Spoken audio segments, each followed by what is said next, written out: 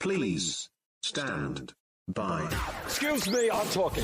It's coming. It's coming. It's coming. It's coming. Warning. What is your name? I am Jay Ramone, and this is the Jay Ramone Podcast. If the FCC knew you were doing drugs on the air, shut us down! This gets more work done more accurately. I will sit down with bands, artists, chefs, business owners, and fellow Oklahomans to talk about their projects and dealing with day-to-day life. This stuff can give you brain damage. This is the Jay Ramone Podcast. Power of the internet is truly amazing.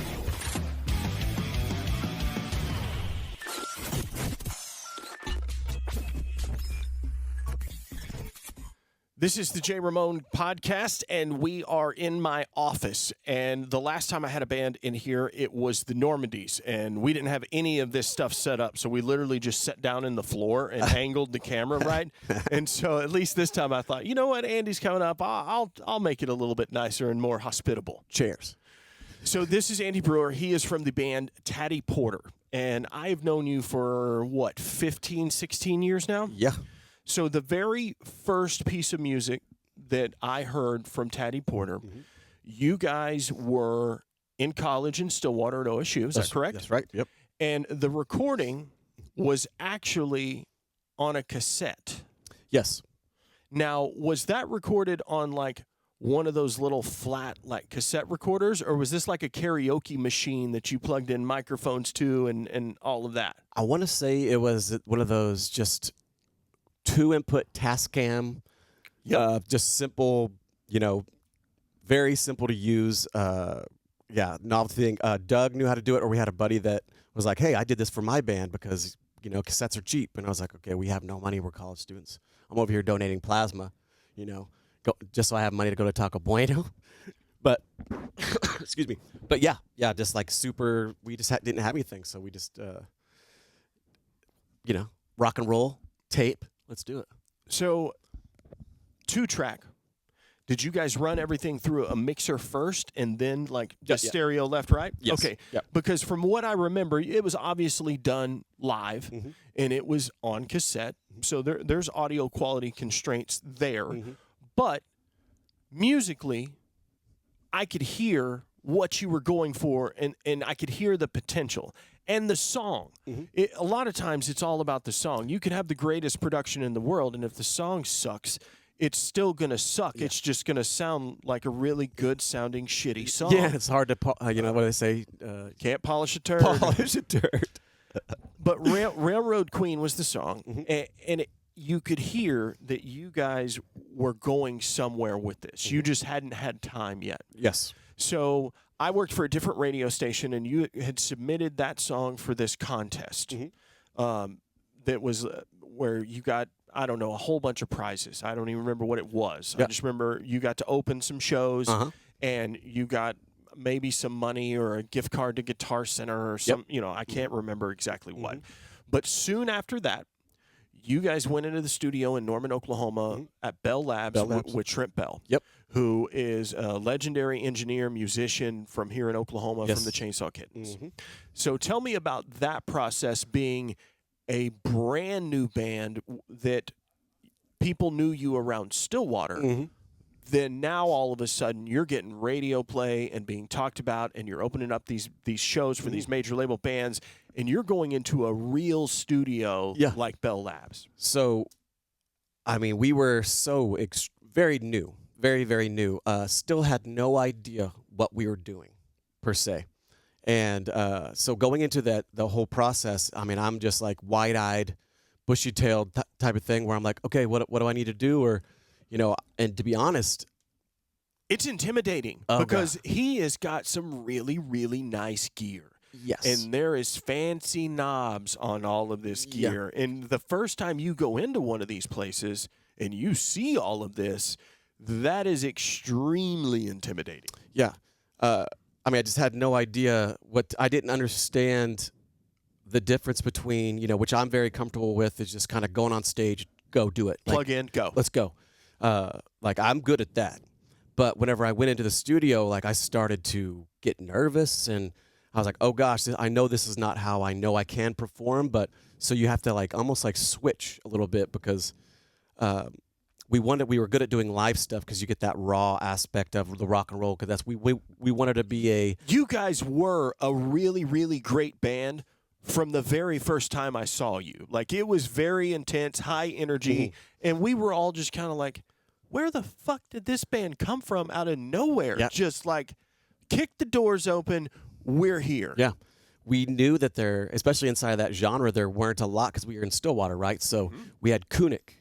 We had, which became Other Lives. Other Lives. And Yeah. if people don't know who Kunik and Other Lives is, they had a ton of songs licensed for, I can't even remember what the name of that TV show was that was on ABC, but it was a huge, like, medical doctor drama.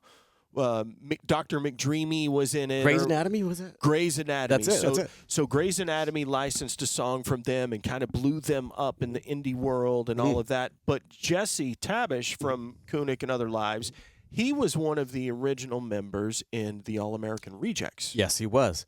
And so, and when I thought that, learning that musical history was pretty cool, and going into Stillwater, Stillwater's fucking wild, bro. it's pretty. It's a strange mesh. Yes. Of a bunch of really creative people, because you get you think OSU, you're like it's an ag college country, which of course, Red Dirt, but in a sense kind of spawned out of that area. Absolutely. And so we didn't want to be a country band. We didn't want to. Shout out to Skinner and Bob Childers. Thank you very much. Absolutely. Yes, the founders. But we had Kunik, we had the Ugly Suits, we had Who was awesome. Had a great run there for a while. Color Music, we had what was another one? Cherie Chamberlain. There's a bunch of really awesome acts.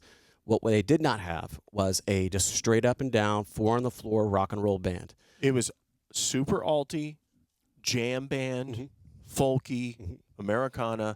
There was no 4 on the floor, turn the guitars up, hit the distortion, and just rip your face off. Exactly. And that's what we love. I mean, I grew up on that. And, and so did the other boys. Like we grew up listening to, Thin Lizzy and, Leonard Skinner and Black Sabbath, all these bands, Zeppelin, you can go on and on and on that. But we just knew that there was a surge. It's like at this time, Wolfmother was just getting big, and I'm like, that sounds like Zeppelin, or these other bands that like, this sounds like the Beatles, like Jet was coming up, and so we're like, damn, like there's got to be a spot, somewhere inside of this genre that we can fit into, and so yeah, we and there absolutely was. There was. You guys did fit. Yeah. And that's just the nature of the music business. Like, it's not always going to work no matter how great of a fit it is, but you guys gave it a damn good run and a good shot for a number of years.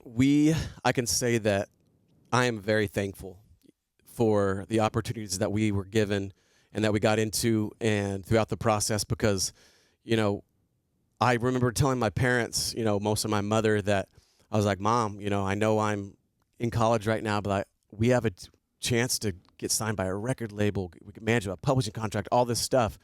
And my mom just looked at me and she goes, I was expecting kind of like this, type of thing where like, you should really finish before you go do that. Right. But she was like, you'll regret it the rest of your life if you don't do this. And you absolutely would and have. I would have 100%. And so, yeah, we were just pumped to get that opportunity, brand new. Like we had no idea what we were doing and just going along for the ride. And we had a lot of fun, learned a lot of hard lessons, but that's life, man. And it's the beauty in us being here together right now is that we are able to look back on those, moments that when we first met each other. And, what we want, Taddy Porter, what we want to do now is continue that fun rock and roll experience again, where we're not trying to, change the world. We're not trying to be too deep. We're just trying to say, you can move. We're going to give you a rhythm to move to. We're going to give you some lyrics that are in a sense positive and or realistic, and that you can turn the radio up, roll your windows down, and drive to. That was the idea always. Okay, so let's talk about where everybody is at now. Yeah. So here in Oklahoma City, I'm here, full-time job, all that whole shebang. Joe, lead guitar player, Joe Selby, he is kicking ass. He's basically a contractor. He does a lot of design work, like on a program, and he's killing it. He just had a baby boy about 2 years ago. Beautiful kid. I love this child. We got a chance to play the Criterion for a benefit / fight type situation, and he was able to get up on stage, and it just like I kind of got teary-eyed because I stopped for a second, after the song was over, and I said, we've had experience and we had our time to do this, but as we get older, like, this is what it's about right now. What it's about. This is what it's about now. It's about basically trying to be a good just influence on the younger generation and give them fun, give them some backbone, give them basically like don't do what I did type of thing, of course. But yeah, so he's doing that. The Jones brothers, they're both in Nashville. Kevin does so much. To be honest, I don't even know what he does. He was a realtor. He was, working. He was working. Last time I talked to him, he had just got his real estate license and was starting to sell some houses and stuff like that. And then he worked at like a car dealership, and but he just does a lot of stuff. He's a man of many hustles, which I can admire that in Kevin. Always has been. Always has been. Because he was the guy in your band that really, like, did a lot of the day-to-day stuff, like merch stuff and setting it up and making sure, like, that's what a lot of people who've never been in a band, they don't realize that when you're small, you don't have crews that do everything. Mm-hmm. So everybody in the band has a job. Yep. Like, your job is to do this. Your job is to do this.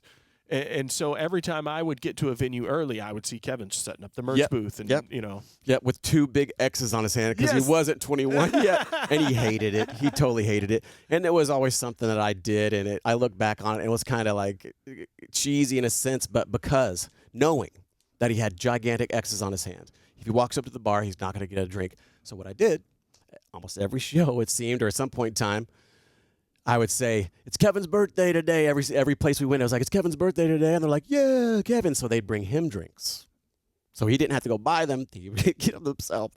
But, yeah, he hated that for such a long time. Is that one of the greatest life lessons you learned from being a broke college student in a band, learning to hustle to where you were going to have a floor or couch to sleep on, drinks in your belly, and food in your belly? Yep. Yes. And when we first started, it was that hustle. You were sleeping on couches and in people's floors. And we literally would say that. I was like, hey, we don't have a place to stay just yet. So stage. You guys want to party with the band? We're looking for a place to crash. And then, to be honest, it worked, and we made a bunch of really awesome relationships, especially in Dallas. I remember going there and just getting welcomed by a group of that scene there for a while. And, yeah, a guy, Kyle Atkinson, he just opened his home up to us. And every morning we'd wake up, we smell fresh coffee and all this stuff. And I was like, man, this is the life here. So when I lived in Stillwater, Mike's College Bar was my watering hole. Yeah. That's where I went. That's where you found me. Oh, yeah. That's where my band played. We weren't a Stillwater band. We were out of Claremore, Tulsa area, and I just drove over for practice. But when we played Stillwater, I wasn't playing anywhere but Mike's. That was it. That was the only place to play, and that was. But I guess when we started going, Mike's had just like as we got there, closed down. Yes, and then it came back, but it was a different owner. Yes, and the place that we played, I can't remember the name of they changed it to Stonewall. Well, Stonewall was, and then Willie's was on the corner, and then the other place to play. It was kind of outside of campus. What was that? The Great White Buffalo? Yeah. Oh, yeah. It was called something different at that time. Like the Dock or something. I can't remember what it was called, but it's now the Great White Buffalo. But yeah, so our first Taddy Porter show was at Mike's College Bar, or that venue. That area there. And that was... Whenever we first met Scott Marsh, he was there, just having drinks, and he walked up, and he was just like, hey, y'all need a manager? And we're just like, what the hell? Who are you? And that is a textbook definition of Mike's College Bar. Yes, it is. It is.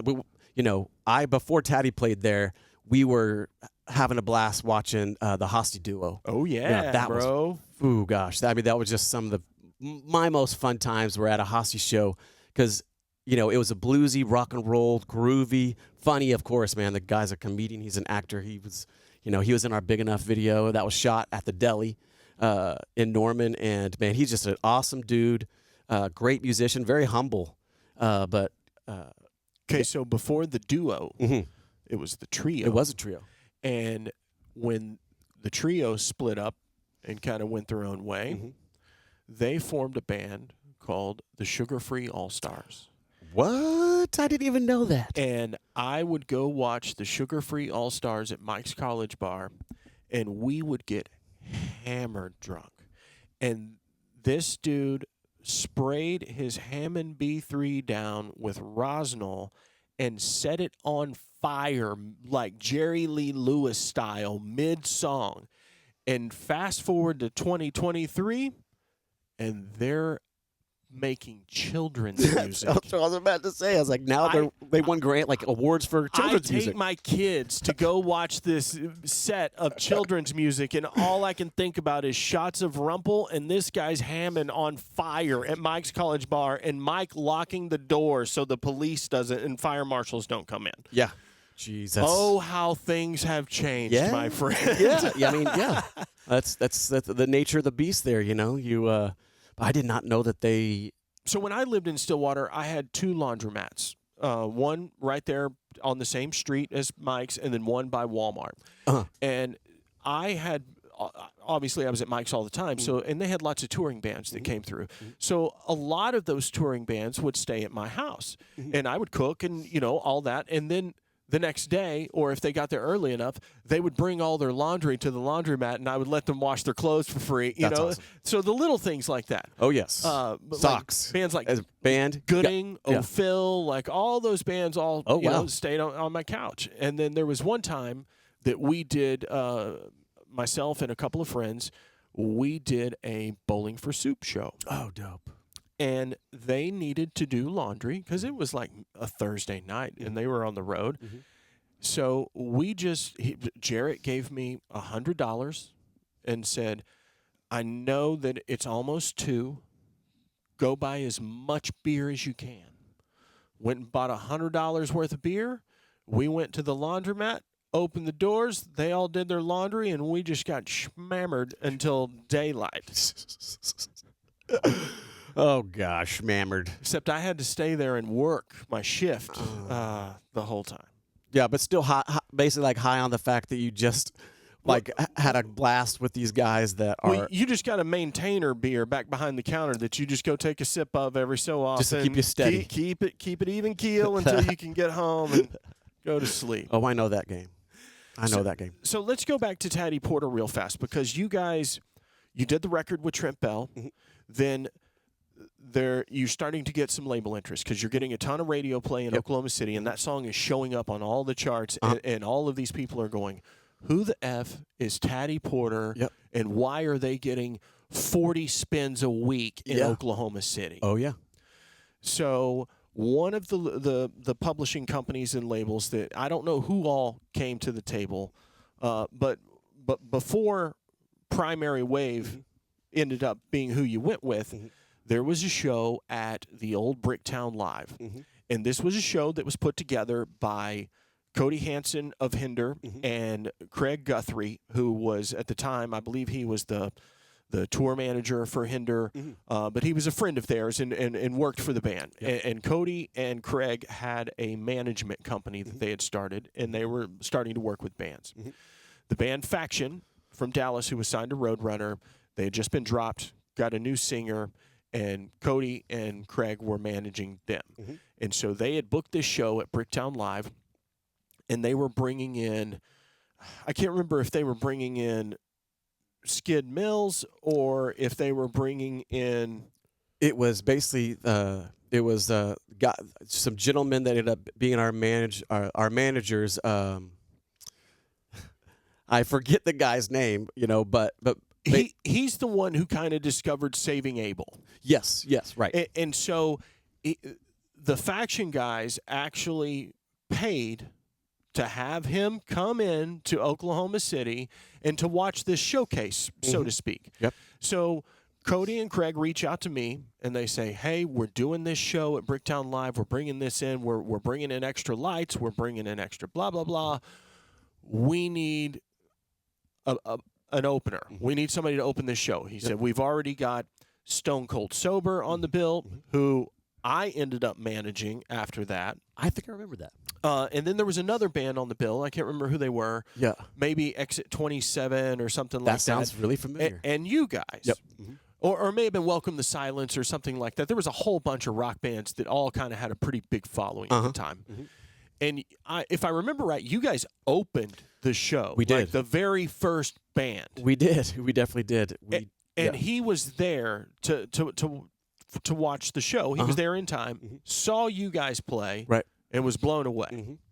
So this other band brought in somebody they wanted to manage them or produce them or whatever, and put you guys on the bill to help pack out the room and make it look good. Yes. But you guys got the management deal out of the thing. We were just goofing off, because we knew that this was kind of this, like, in place. We're still new. We're just being stupid. We all wore flannels and, on stage are like I said, like, we're the lumberjacks. We just being stupid.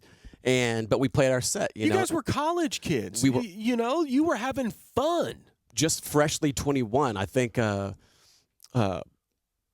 Doug, when we first got together, Doug wasn't even 21 yet, but yeah, we did that and found out that later that he was brought in to watch that band. He ended up coming up to us afterwards and said, hey, I want to jump on a phone call with my partner. And he gave us a spiel. It was like, we manage Saving Abel. We have direct contact with Skid Mills, who did all of their records and several really good records.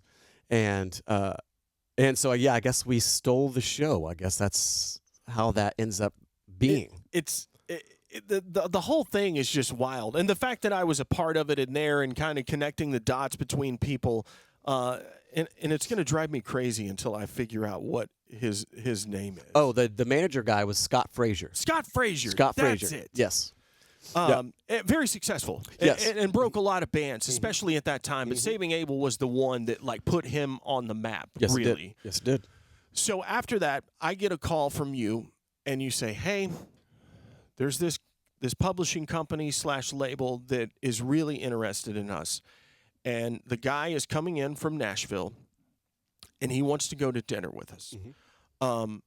Would you be willing to go to dinner with us and talk with him? And obviously Scott Marsh, your manager, was there, and the whole band. And I agreed because I knew who this gentleman was. He had come to D-Fest a couple of years before and was on a panel, and so I knew him. And and you knew that. We had discussed that. And that's why you were like, can you come and kind of, facilitate. Be a liaison here. And so we go to dinner. He raved about the band, but we didn't really talk business. We just talked about the band and your influences, kind of what you wanted to do. And that was it. Yep. And then 2 weeks later or 3 weks later, you call me and go, we signed the deal. Yeah. Yep. So then everything gets put into fast forward, just like hyper speed. You guys are recording with Skid Mills in Memphis or Nashville or in Tennessee or wherever. Franklin, right outside Nashville. And then Shake Me comes out and, explodes on the airwaves all over the country. Yep. You guys are playing shows with Kid Rock. You guys are playing South by Southwest. You guys are literally road dogging it. Yeah. Yeah. Hindsight, wish we would have taken some time off. But we told them straight up, we're like, we just want to play. Put us on the. We understand that, the best thing as a brand new band is just to go to travel to as many cities, build that fan base. Yes, that's what you're trying to do. So, you make it through that first record cycle. So, where's your head at as a band at that point? We basically after the first record, we were pumped. We're super thankful that our publishing company, which acted as a record label. It was really weird because they were a publishing company, but they did operate like a record label and had a promotion side and all of that, which a lot of publishing companies don't do. No, they don't. And if anything, Primary Wave was kind of the, I guess, understanding that a lot of what could be benefited as a company is inside of basically catalogs, yes. And they were way ahead of the curve. What people like Concord and stuff are doing, and these artists selling their catalogs to these companies, that's what Primary Wave was doing 25, 30 years ago. Yes, and that's like they were the first one. I think whenever they acquired all of Bob Marley's catalog, and I was like, holy shit! I was like, and then all of a sudden I start seeing these other ones. I'm like, holy cow! Like they just kept going, and even now we haven't been associated with them for a while now, but we have seen them basically acquire like so many, like one after the other. And I'm like, geez, they must have a lot of money because that shit ain't cheap. But what we loved about them is that most record labels would hire a publicist or a publishing company to help them. It was all in-house. All inclusive. Which was kind of cool for us because, that first record we were on the Heat Seekers list of like how many syncs we've got in the first thing. So, we were on Cougar Town, we were on Entourage, we were on the Rocksmith Game, we were in Expendables, we were in just a whole bunch of stuff. And we're like wow. Expendables? Like, I knew Cougar Town, and I knew a lot of because you guys would post about, like, when you got a placement, Yeah. But I didn't know about the Expendables. Expendables, yeah. It's a scene. It's, which one is it? Because there's so many now of the Expendables ones, but it was basically a slow motion car ramp scene, and you can hear us playing on the radio while they're jumping. Wow. And I'd have to be like, bah, everyone's shh. You could barely hear it, but I'm like, hey, there it is. Yeah. And we're all like, yes. Like super, because we're pumped. Like that was hearing ourselves on the radio for the first time. It was a big deal, man. It was hearing ourselves on the Cat, hearing us on, KMOD. It was like, that was just huge for us. We felt like we made it, but, because then when you think about it, how many bands ever get to this point? And Very few. Very few, and we got to be thankful for that. And that's what kind of ended up maybe getting in the way a little bit. We never really got a chance to like sit back and be like, we should be really proud of what we've accomplished. But because where we wanted to be, that was, I looked at it as like, we still have work to do. So, and inside of that process was where things got kind of like dicey. We understood that our style of music was like a classic rock mix of a modern rock, classic rock type of thing. They put us on the road with Saving Abel, with Puddle of Mud. We were touring with Shinedown, with Seven Dust, with all these very active rock bands. We just didn't feel like we fit with them wholly. But then at the same time, what other bands would we tour with? Like that's the closest thing. So I got it, and I understand it now. But at that time, I was like, I'm not satisfied. I don't want to be, And it's hard to be the one that stands out on a bill like that when you're the artist. But from the spectator's perspective, it's good that you stand out because you're the memorable one on this show. Yes, and we got that a lot. So we got the opportunity on that record. We played, what was it? I'm trying to think of, but we ended up either playing with Slash. We got a chance to open up for Slash, meeting Miles Kennedy, which is an amazing dude, by the way. Bro. He's like one of the coolest guys I've ever met. Was he really super cool? Like one of the coolest guys I've ever met. Just very, very, very humble, very cool, very like, hey guys, I see what you're doing. And I was like, I dig it. He was like, whatever haunts you, that tune, whatever haunts you, write songs like that, and you guys will be A-okay. All right, so now I feel like Miles Kennedy and I could be friends because that's exactly how I felt the first time you sent me that song. Exactly. I was like, God damn, son. Like, whoa. And, but I think, what was that? If you haven't heard Whatever Haunts You by Taddy Porter, go listen to it right now. Plus, it's one of the coolest fucking music videos ever. Rock and roll. We, what was I going to say? Oh, yeah, but we met guys like that, and that was like, okay, we want to do that. Like, I didn't like the sex, drugs, and rock and roll stuff because, granted, that's a part of it, but that I was so driven to be successful that I was like, I'm not going to let any of that shit get in the way. And granted, we had our missteps there, but meeting guys like Slash, meeting guys like Miles Kennedy, that was where we were wanting to like kind of move towards. So inside of that, when we went to do our second record, we saw our favorite records. And it was, it's kind of funny that I'm saying this name, but Dave Cobb, who produced now Chris Stapleton, Jason Isbell, the Rival Sons. And that's the reason why we picked him, is because we knew that he did all the Rival Sons records. And I'm like, that band is phenomenal.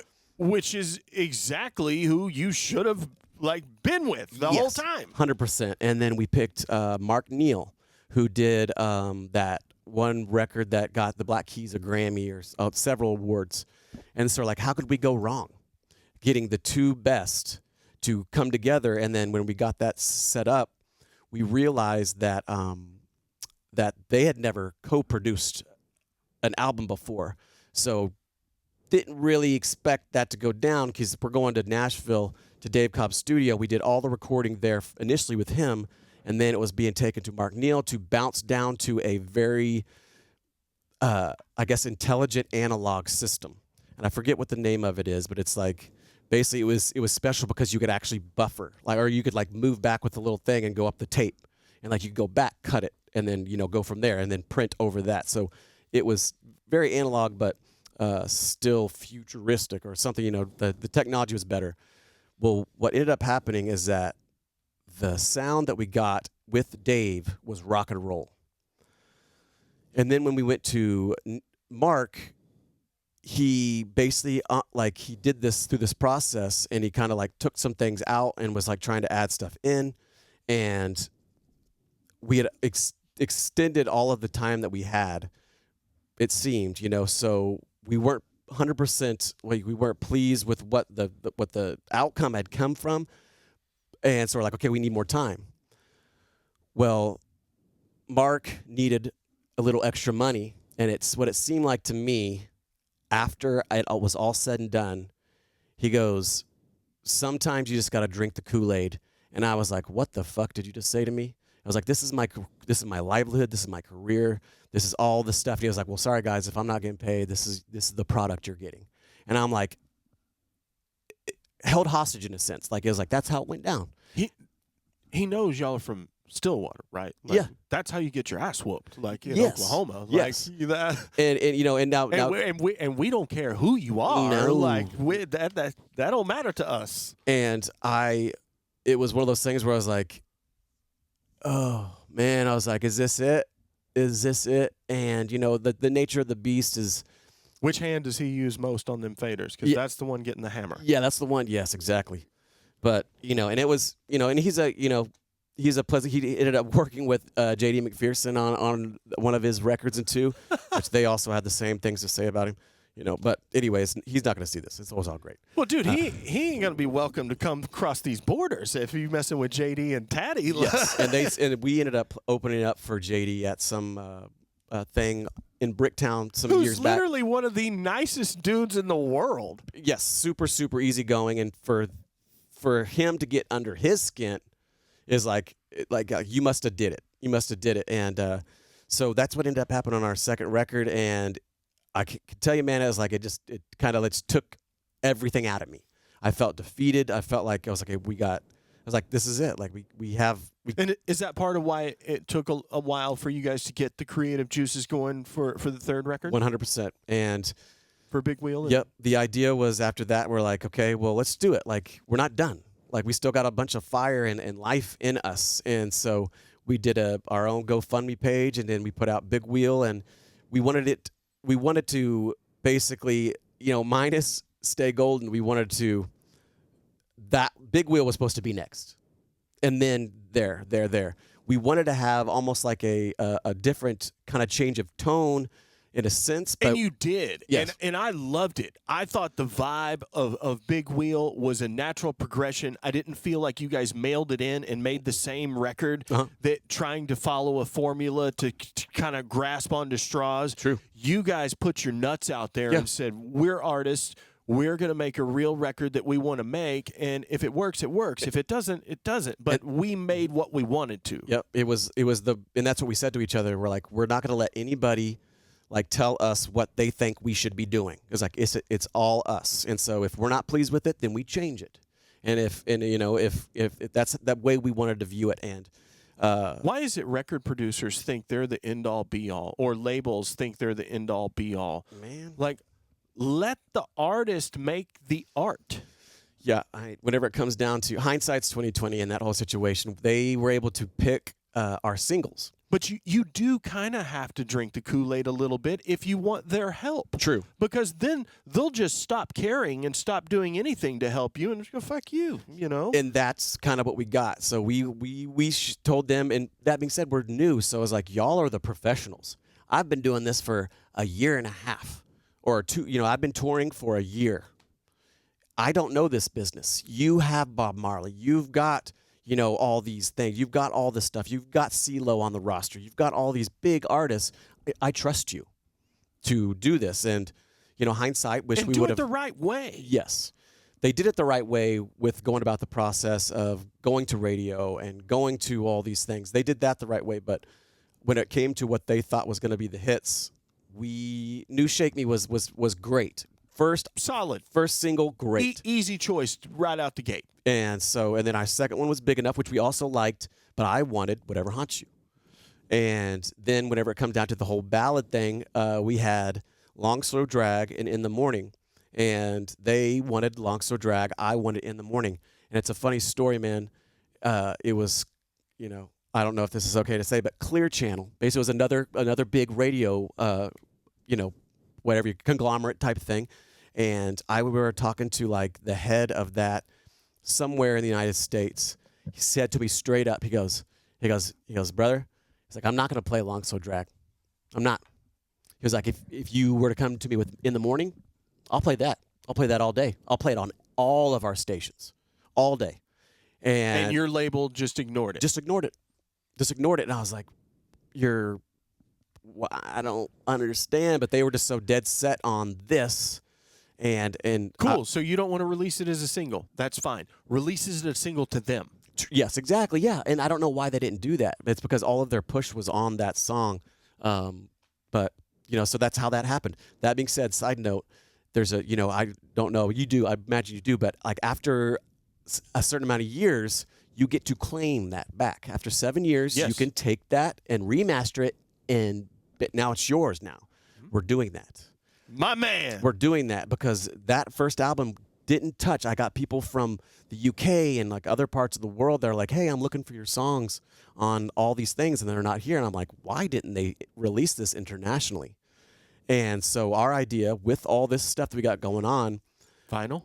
We're gonna do a vinyl. We're gonna do a remaster of the first album, release it overseas. We're gonna put out like 3 or 4 new Taddy Porter songs, and we're gonna just.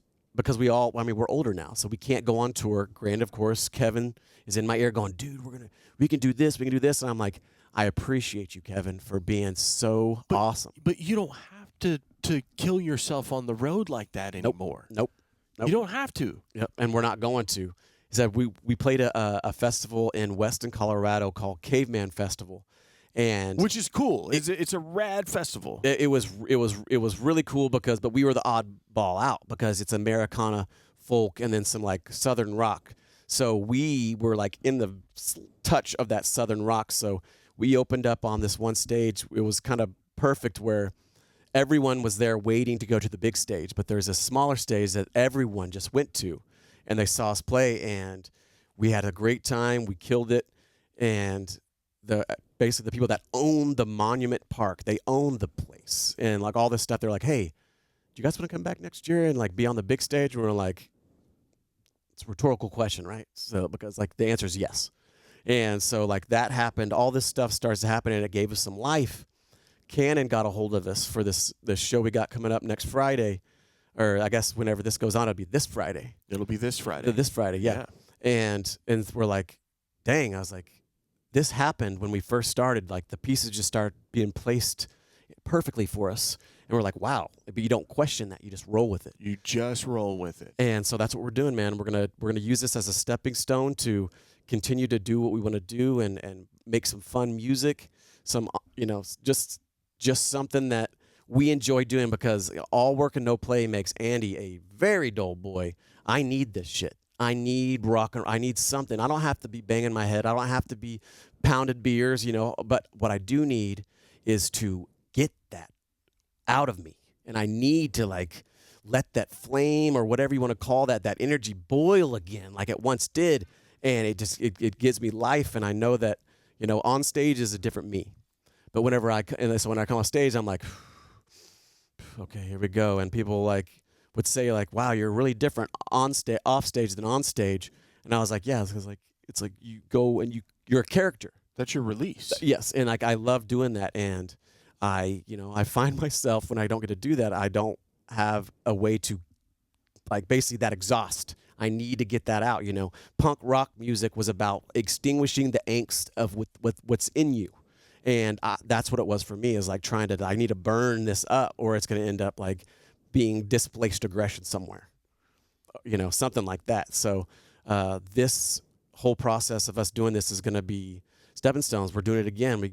We're loving it. We're basically just going to see what we can do, have some fun, do it all again. Okay, so let's talk about this show real fast that's coming up. Yep. This Friday, Tower Theater.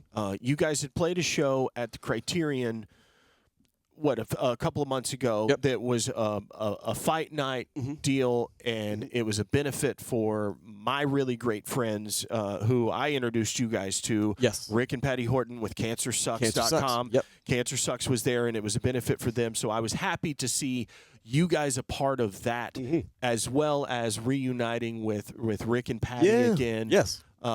So after that, I thought, well, that's going to be it for a little while for Taddy. And then all of a sudden I see this post come up. So tell me how this came about. Okay. So David Bergman, he is a phenomenal photographer. He was just in Copenhagen. He's flying back here to do this event. He was the guy that took our first photos, did our first Shake Me video. Where was he at then, or where was he from, based out of then? He was based out of New York, if I'm not mistaken. New Jersey, New York. Probably commuted back and forth. And he was not nearly as where he was then. He was definitely successful and is doing great things. But now the years have gone by. The man is big time. He's big time, and he's basically a preferred. Basically, he's who they put up to be like, hey, this is what our camera can do inside of a David Bergman and whatnot. So. David also was responsible for getting us the spot to open up for Bon Jovi when he came to Oklahoma City, which was awesome. Like bucket list arena, check, got that. And so basically just out of the blue, after I think maybe he just saw us pop up on some of these things, so we came on the radar. He was like, "Hey, you guys still doing stuff?" And we're like, "Yeah." He was like, "Okay, let me run this by you." The first thing, which is going to be on Thursday, it's closed to the public. That being said, and I told him I wanted to say this, is that on Thursday, they're doing it's basically an educational on how to shoot a live band. So there's going to be a photographer, which is David, and we had a videographer, which is Jay Naveau. I may be saying that wrong, but Naveau is his last name. It's on the event page on Facebook. All the information. I went to the actual website and read about it. All of this information is there. So if you're a photographer, videographer, you need to be paying attention right now. This is for you. Yes, free to register. You go on there. It's very simple. You basically just do all that stuff. You get added in. It's going to be a live stream. Basically, we're going to play a song, half of a song, something like that. They're going to stop us, and basically they're going to be answering the questions that are being rolled in from the live stream. And there's going to be answers, basically showing them on basically how he did it, what he's doing. Also, the videographer is going to be doing that as well. So it was really cool. Like what a great idea because I know there's a bunch of aspiring photographers and videographers that don't know how to get in there. They don't know that they can just actually call a place and be like, hey, could I get a basically, what do you call that? A photo pass. Photo pass. And they don't know that. And so what they're doing is that they're giving the people the opportunity to do that, get a little background, understand the process, because David Bergman was the touring photographer for Bon Jovi. He was on tour at the time when he called me with Luke Combs, and he's doing that. So it's like giant bands are calling him, and they want him because he's amazing. Okay.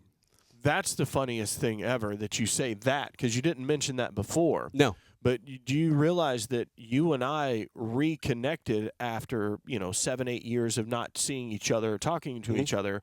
We were both working production or for the promoter for Calf Fry in Stillwater at the Tumbleweeds, and Luke Combs was one of the acts that year. Right. Yeah. And that was before anything. No one ever heard of him. He was an opener. Yeah, no one. I hadn't heard of him. All I heard was the voice, and I was like, "Ooh, damn! I don't know who this guy is, but because I'm far away. I'm over here like on a cart taking ice up the hill to take to the bars up there.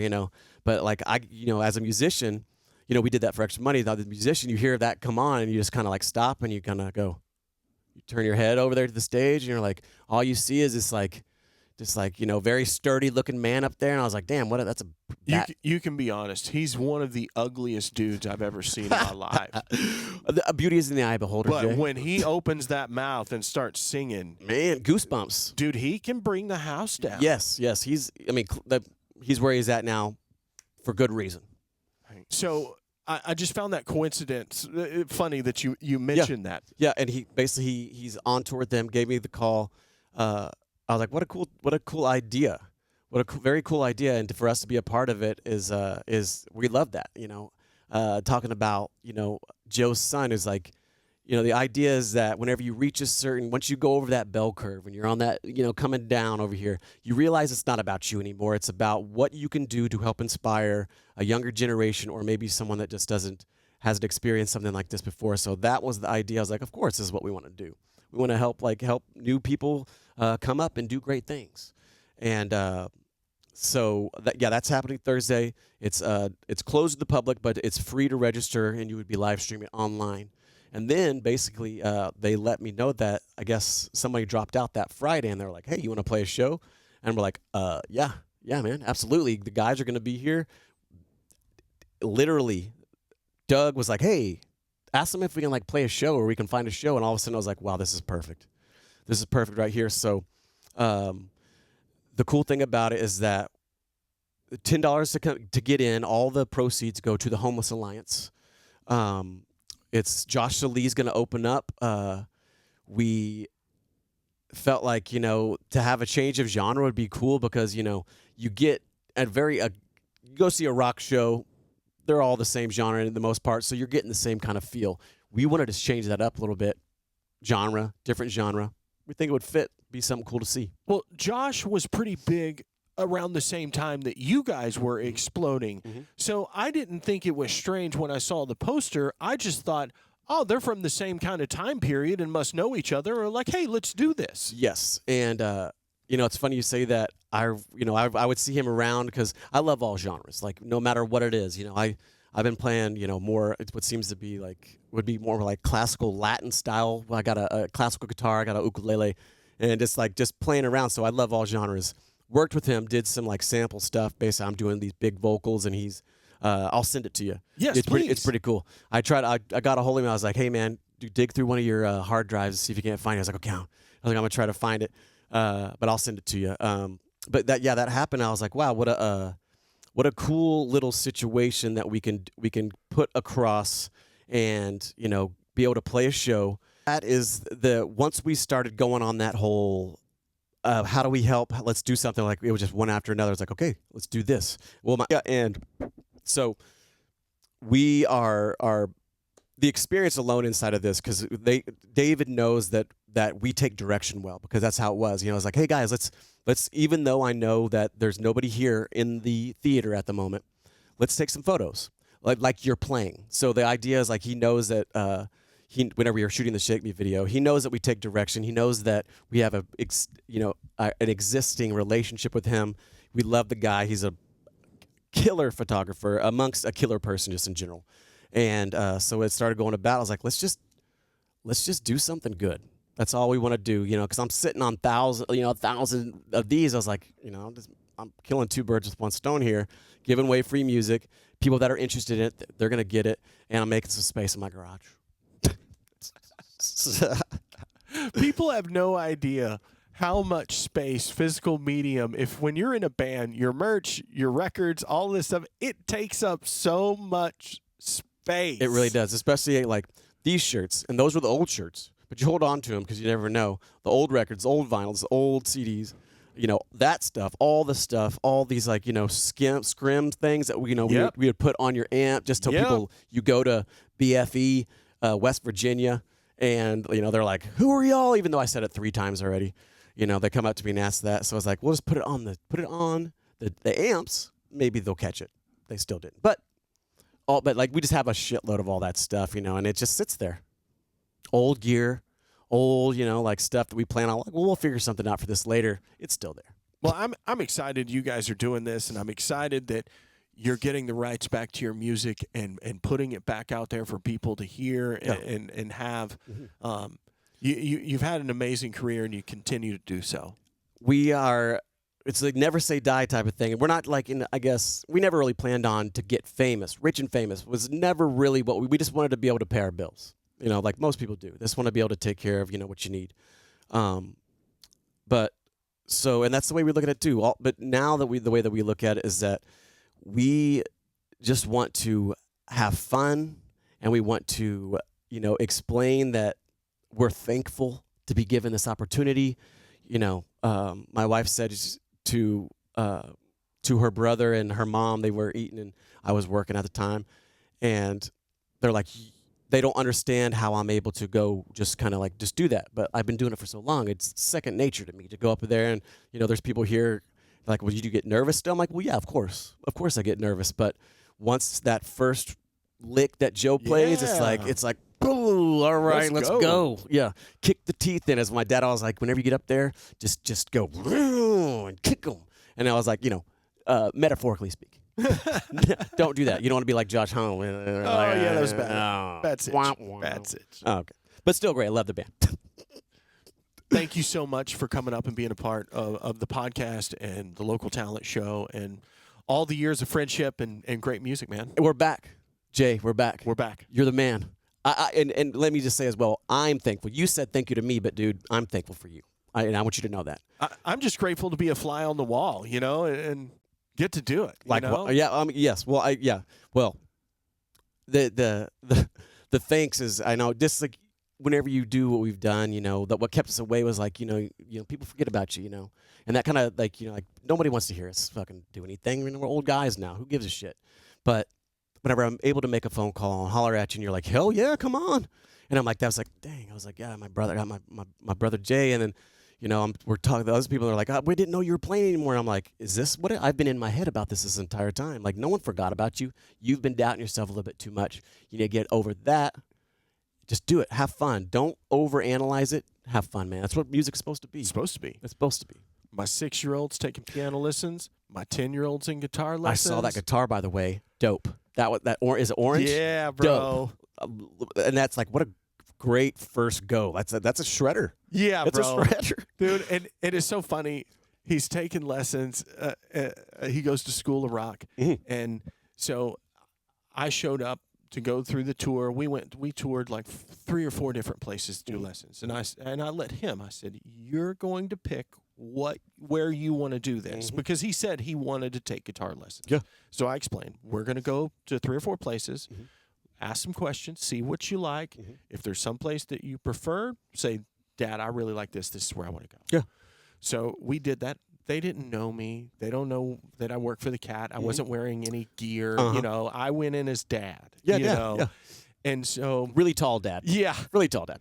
So the second or third lesson, the guy is teaching him lessons. He comes out and he goes, "Are you Jay from the Cat?" And I said, "Yeah, I am." He was like, "Thank you so much for playing my band's song last week." I had no idea, but it had come full circle that literally they had just emailed me a song, didn't know him, listened to it. That's cool. I'll play that one. Yeah. And they were blown away. The only song they've put out. And so they were just like in shock. And yeah, they're out there like, thank you, shaking your hand. Like, this is what I love to do. Like that's what I love about this and you. Like, you have the ability to shine some light on your Oklahomies, and you continue to do it. I mean, I remember every single Sunday I'll look through that and I'm like, I'll see, and I see my friends. I'm like, hell yeah. And a lot I don't know, so then I go look them up, and I'm like, I like this, and it's like all genres, and I'm like, so. the fact that you do that, it's basically throwing it out there, and if it sticks, it sticks. You're giving the people a chance to maybe be heard, and so. That's the goal. Name of the game. Get as many Oklahoma artists, shine as big a spotlight as we possibly can on all of them. Yeah, and we are thankful for that. Well, thank you so much, bro. Yeah, dude.